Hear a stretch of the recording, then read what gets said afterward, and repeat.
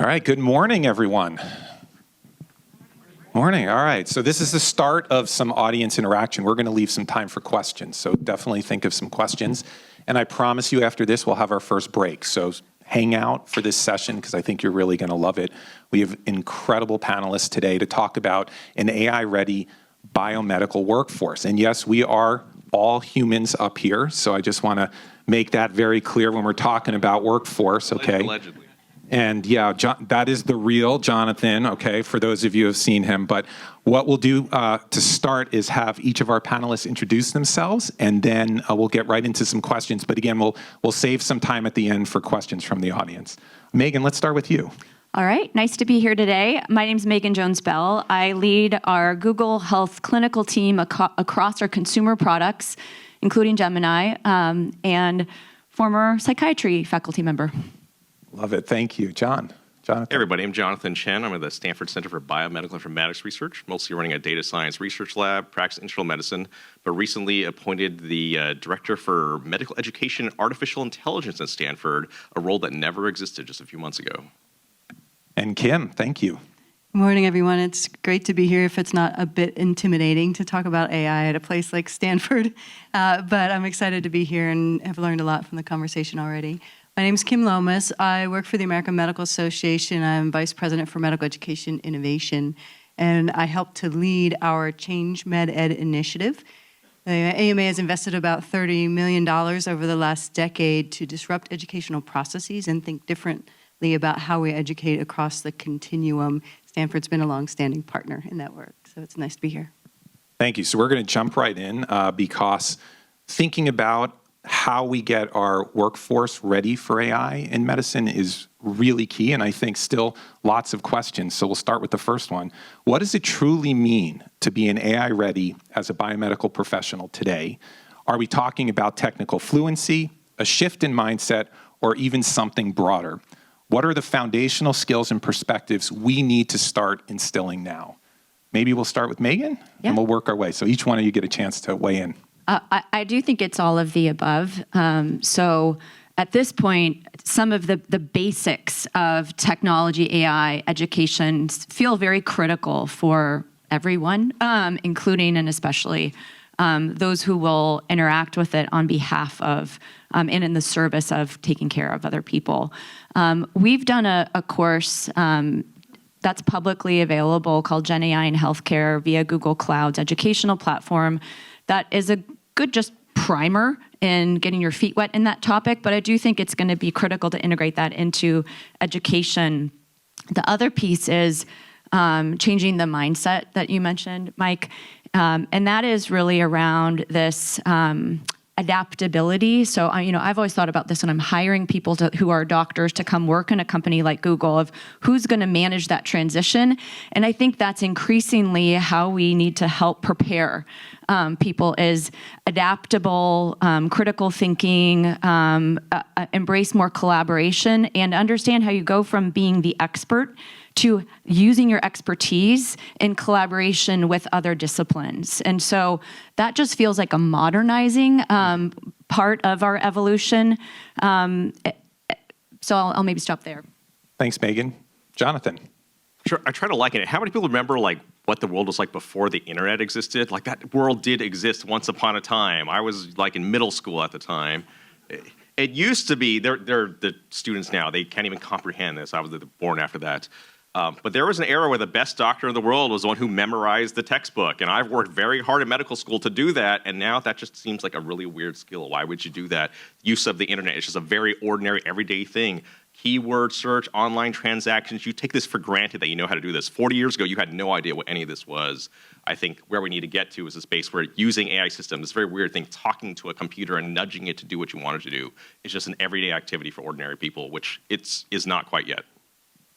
Thank you, Jonathan. Kim? So we definitely need to empower the workforce with basic competencies about AI and also what I refer to as AI adjacent skills, which are the things that really come into play in that implementation and workflow space that we referred to earlier.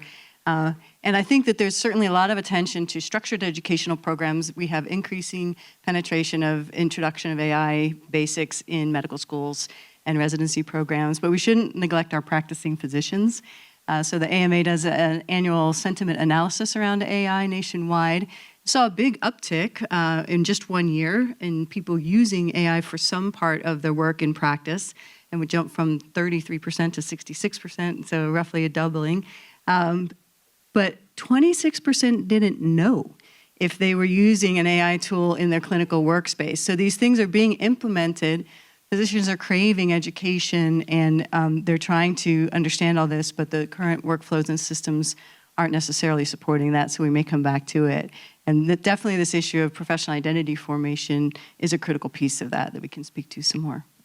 Well, you heard about the theme of education, and it's interesting, Jonathan, what you mentioned, because I was on service about 2 weeks ago, and the first thing I did when I met my team was, I don't expect you to memorize everything. If you don't know it, let's look it up right on rounds. And the power to do that now is really incredible.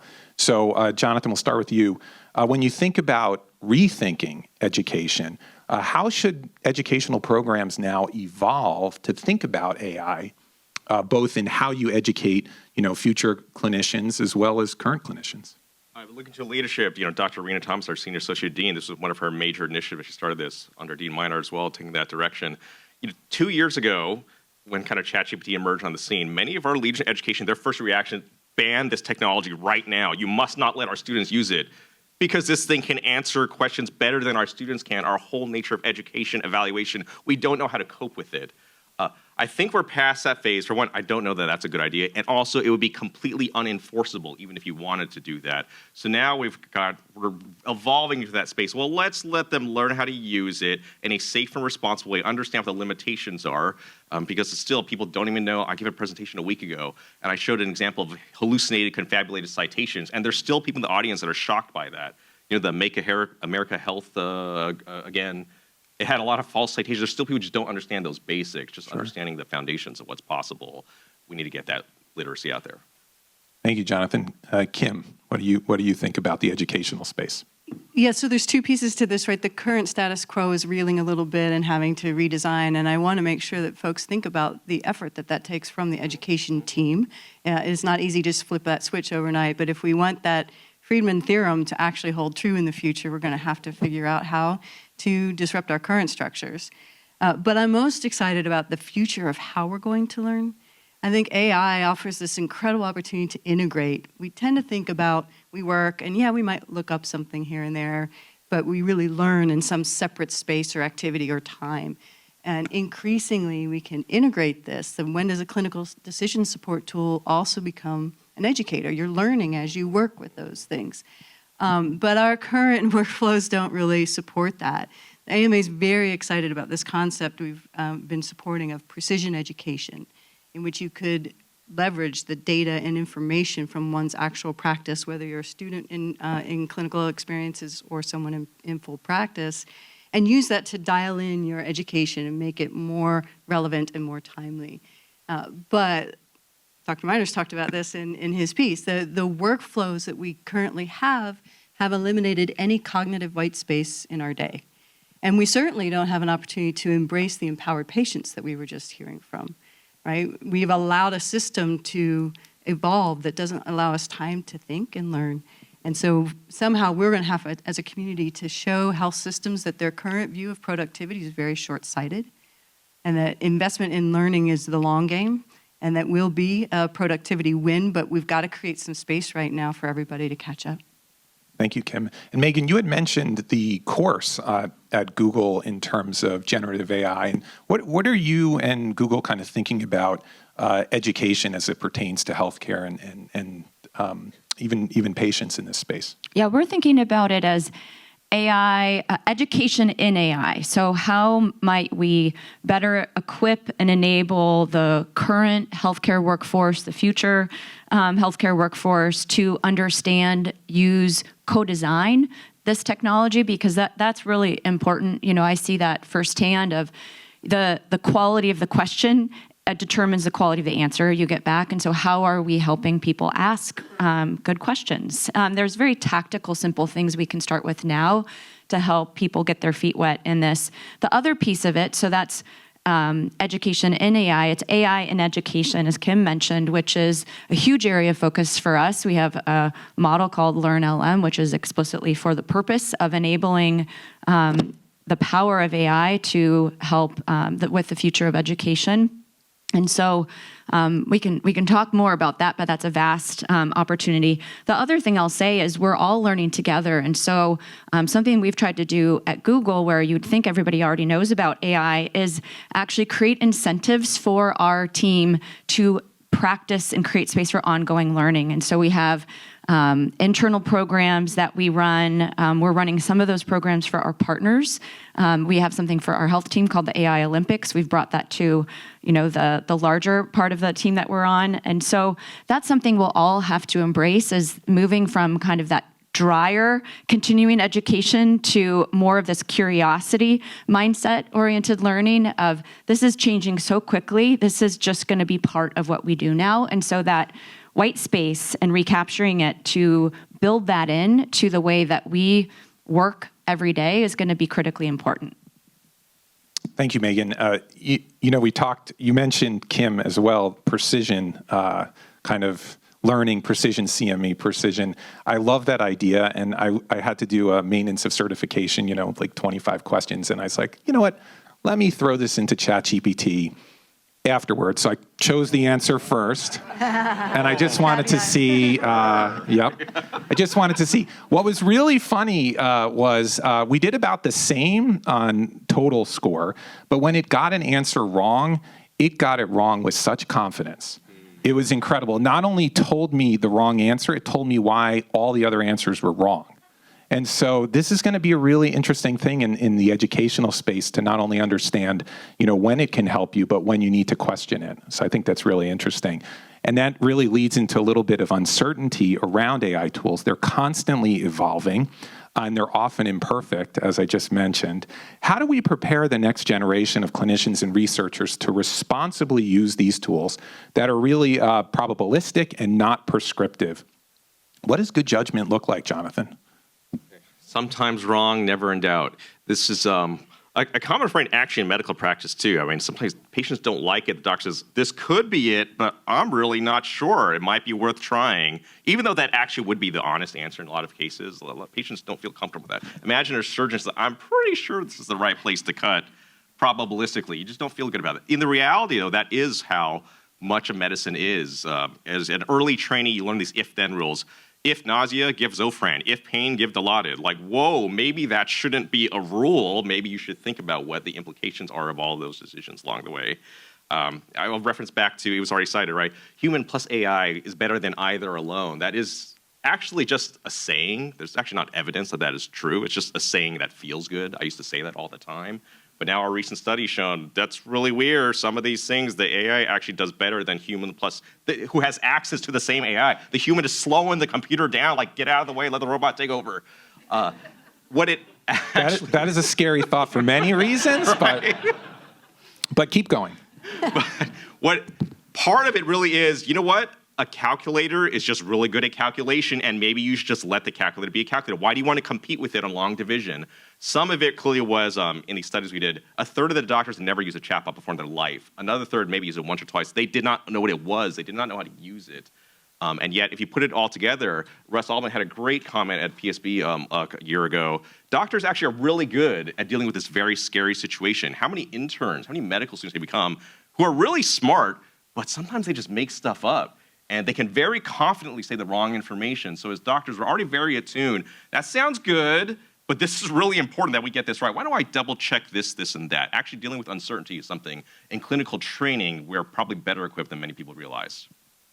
Yeah, and I think it's a really great point. And as these tools continue to evolve, really understanding where to point out the uncertainty, I think, is really going to be key. At the same time, we don't want to, we can't expect them to be perfect and wait till they're perfect. Otherwise, we'll never get anything out there.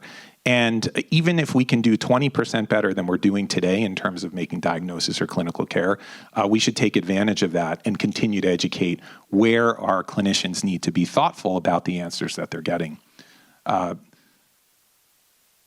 A little bit about navigating uncertainty. How about that? So, when it comes to task sharing and mental health, there's huge opportunities for AI. And Megan, you've been really thinking about this a lot at Google. So how can AI offer ways to extend capacity through task sharing in mental health? And how should we train our clinicians, our workforce, our coaches, our community health workers to collaborate effectively with these tools? Yeah, so I'll contextualize our work in task sharing for a moment. Our goal at Google is to improve health for billions of people. We know that there is a shortfall in healthcare professionals for about orders of 10 million globally. So, and that is more acute in particular areas and particular geographies, as you might expect. One of the areas where it is most acute, as we all experienced over the last few years, is in mental health. And so for us, that's a place where we're particularly interested in. And you think about it from the Google perspective, we're the front door into many people's journey and their help-seeking journeys. So we can raise up the right information to help them know where to go. But if there's not a child psychiatrist in their country or within several hours, or there's no one who can treat a child or adolescent for suicidality in their state, that's a problem we need to think very differently about, and so presents this opportunity for a paradigm shift.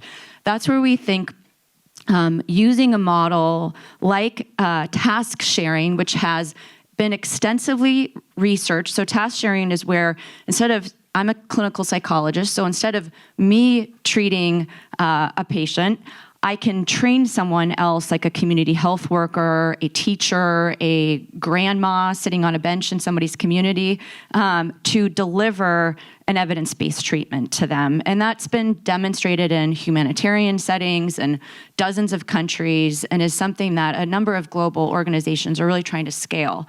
So we've done a few pilots at Google where we've built a training simulator using AI. And so this is where we are still training people to deliver mental health care, but we're creating a simulated patient or a simulated crisis seeker. So somebody's calling like 988, our National Suicide Prevention Lifeline, and we help the volunteer or that community health worker practice and learn the skills, because training is one of the bottlenecks.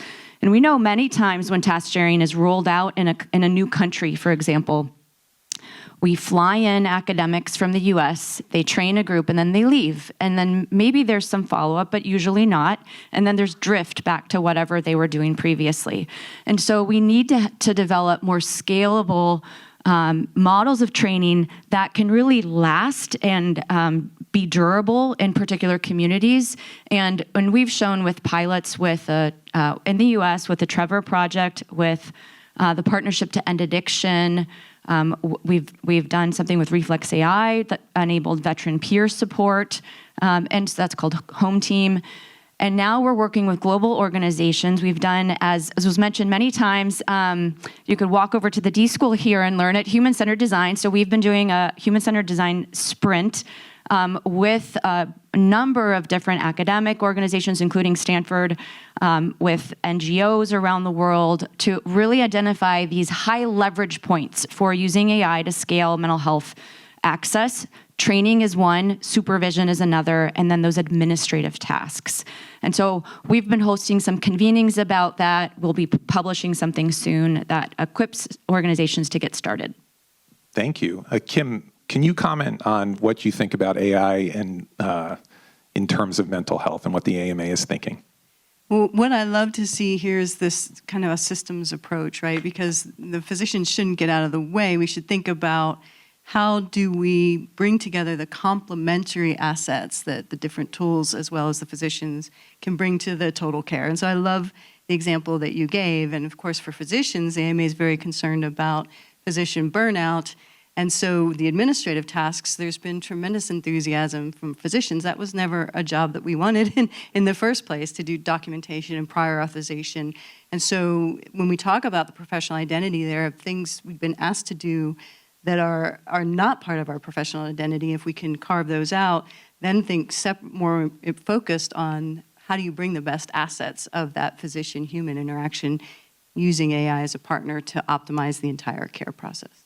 Thank you, Kim. Yeah, I mean, the GPTs are really great at creating prior authorization letters, and you can make them 30 pages long, so someone in the insurance company has to read through them. So, Their you know, it's GPT pretty looks it interesting. We're going to go to questions in a second, but Jonathan, I'm going to have you have the last word on task shifting and how you see AI really improving mental health opportunities. Oh, I just following on Dr. Lomis' comment about complementary assets. And so what are the assets of a computer versus a human? I'm going to interest your thought. We're going to dive into this in a whole med-ed afternoon on Wednesday. Let's dive into this on a whole panel. And I have to say that I wrote a piece on this in the National Academy of Medicine report 6 years ago on what a computer's good at, what a human is good at. Let them just do what they're good at. And what I wrote there 6, 7 years ago, I'm not so sure that all holds anymore. And I've actually really struggled in the past year how to articulate what is a human good at that a computer could not be. I used to say physicality, someone's got to do your surgery, right? The computer's not doing that yet. Maybe robotics can come one day. Empathy and communication, that's the thing humans are better at. Maybe? Some humans. I used to say management, interpreting complex data, reasoning, that's a thing a human's better at. Now I'm definitely unsure about that. However, a lot of this combines together. I think knowledge is still important, but there's difference between knowledge and judgment. The patient has heart failure and they have kidney failure. Both of these things are true. Should you give the diuretic? The patient could get on chemotherapy and live 2 months longer, but they might have terrible side effects for those 2 months. Those things are both true. That's not a textbook tells you the answer about what to do. It's the judgment to decide which of these things weigh more, and that still requires a very kind of human context about values and perception. A textbook does not tell you the answer to these types of questions. Can I add just one little Yeah, of caveat? course. I think we can't think of this without understanding the system in which the physician is trying to function. So are physicians truly not empathetic, or are they being asked to see too many patients with too short of time, and therefore they have to let that slide?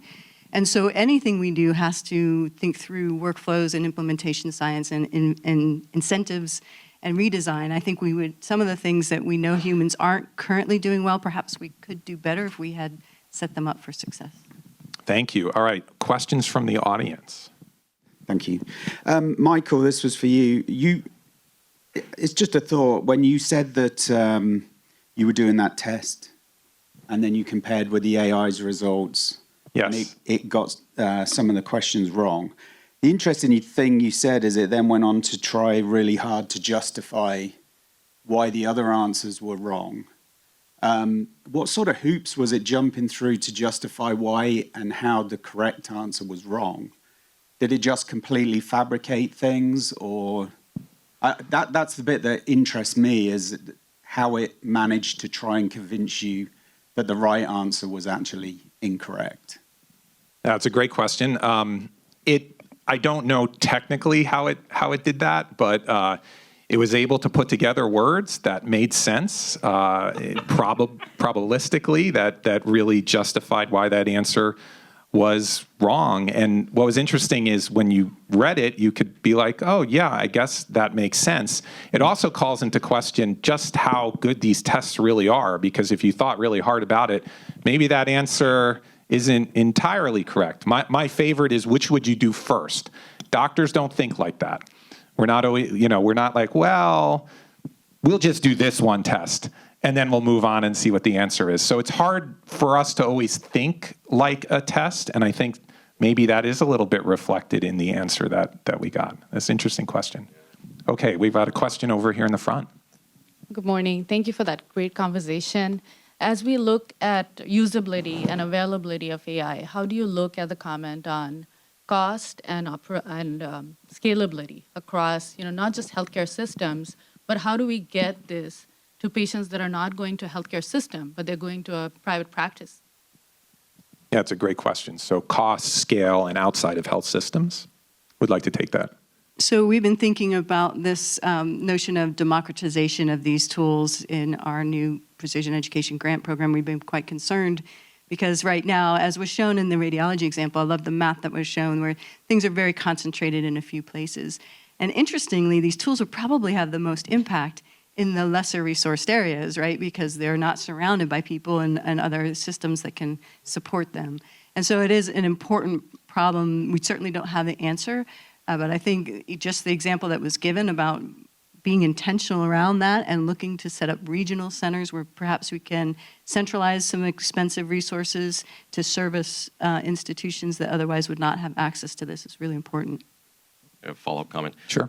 I think actually the very revolutionary thing about ChatGPT, it actually wasn't the underlying language model. That was very powerful, but that existed a couple years before you ever heard about it. Why did the world blow up? It was because of the interface. Regular people could start to use it. They could just chat, right? That's anything anybody knows how to do. You don't need to be a programmer. You don't need to be a data scientist. You don't have to come to Stanford. And actually it was very empowering, I think, for millions of patients out there. If health is actually the most common question form that people ask these systems right now. So very powerful. Also very weird, though, because they have a disclaimer, by the way, no medical advice here should be taken, and we have no responsibility for anything, even though obviously that's what people are using it for, but also very empowering when the community can figure it out. You don't have to wait for Stanford to figure out everything. Yeah, I'll just have two perspectives on that. For many private practice professionals, they're using AI in some of the tools that they're using in their practice anyway. And so we do see it enter that way, though there's been some considerable pushback on the AI features and much of that software. The other thing that we're doing is with public sector partners. So we're working with a number of states and countries on the way that we can use AI to bring different types of data together to have a more holistic view of patients. So we did a project in Illinois where we basically rebuilt a front door to mental health care for children and families. And so it was a seamless point of entry, but on the back end of it, brought together data that had been previously siloed across different sectors. And as you know, as somebody who practices with kids, you might have key information that's in social services, but not connected to their healthcare data or school or protective services. And so bringing that together from a public health perspective can really improve the quality and accessibility of care. Thank you. Great question. Oh, we have a question up in front here. So a medical student starting at Stanford this year won't finish residency till 2032, and we're only 2.5 years into GPT. What should be done, like a new Flexner Report 2.0, to reimagine medical education? Who gets selected? Is it still MCATs being good at organic chemistry? Or what's being done now, or what should be done to reimagine medical education, both for med students and beyond? I could chime in since this is basically my job definition. We are struggling as educators right now, and we have always been trained as an educator to envision the world 10 years down the road and provide your trainees the competencies that they will need. That's nearly impossible right now, and so what we're starting to understand is that education itself needs greater agility. Right? The word curriculum really needs to be kind of pushed to the side, and that's where this notion of precision education is super exciting to us, that at every step of the way, you could be working and learning as you're going through your training and you're learning how to use these tools effectively. So the example of individual practitioners starting to experiment with tools, if they don't have the foundations, they're not aware of the limitations and the concerns and the risks, and so they can't fulfill their duty as a physician. The same applies when we start to use these tools for education. We need to understand, are there biases in that context, educational inequities? And so it's a huge disruption for us. I think it's a very exciting time for most of us who have been striving to break away from a lockstep curriculum for many years. But it's a whole different way of thinking about how people learn, and we're going to need to bring learning sciences to the foreground. Jonathan, you have thoughts on this? Since Sure. Sometimes when these things, you give an AI a test and it does really, but that's so artificial. It's a vignette, it's constructed. That's the same test we give real human doctors. If you think the test is so terrible, why are you making all these human doctors take it? So a fair point, and our senior associate dean has even said, we don't really train our medical students to take that test because we know it's 10 years out of date. It can't move fast enough to keep up with our current competencies. We have to train them enough so they pass it because they still have to fill out this checkbox. But it's more this: what are these competencies? What are these adaptabilities? The ability to learn and adapt to a always evolving situation is a more foundational skill, while having knowledge, judgment, empathy, negotiation, liability, and professional responsibility all packaged into one person is actually very complex and important. Not just one skill, but combination. Well, I think that's a great question to end our panel on, because 4 years from now, when the new medical students come here, is going to be an entirely different place. And but the agility of curriculums and how we train people, I think, is really the key. So please help me thank our wonderful panelists today.